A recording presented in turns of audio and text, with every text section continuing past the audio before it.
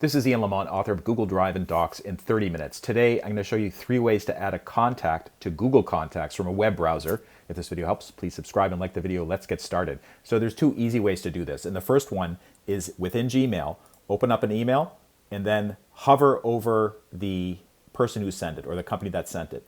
And this little pop-up will appear. Next to the name of the company or the person, you'll see this icon that says Add to Contacts. It looks like a person with a plus next to it. Just click on that, and then they will be added to contacts. Another way to do this is from within the Google Contacts interface, and basically go to this waffle menu up in the upper right corner. Click on that, then select Contacts from the choices.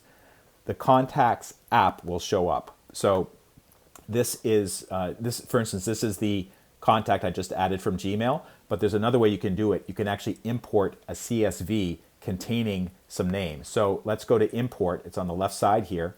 It'll say select a CSV file or vCard format, and then basically you find that CSV file. One thing I want to note about this is you should use Google Contacts' own template to do this.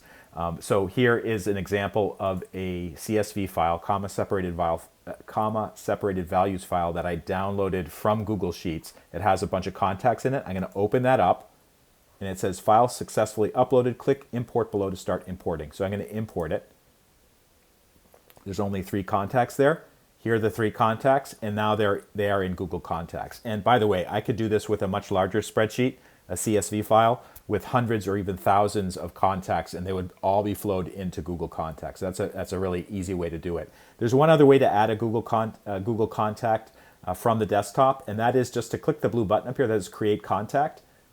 And what I do here is I basically start pasting in information. So let's say Joe Smith. You can either type it in or paste it in. Then I might get the email address from another software application or something like that. It's a little slow going, but sometimes it's necessary, especially if the information is not kind of in the Google ecosystem yet and you have to copy and paste stuff in. I hope this video helped, and please take a moment to like it or subscribe if it did help. I have links to more resources in the description, and thank you so much for watching.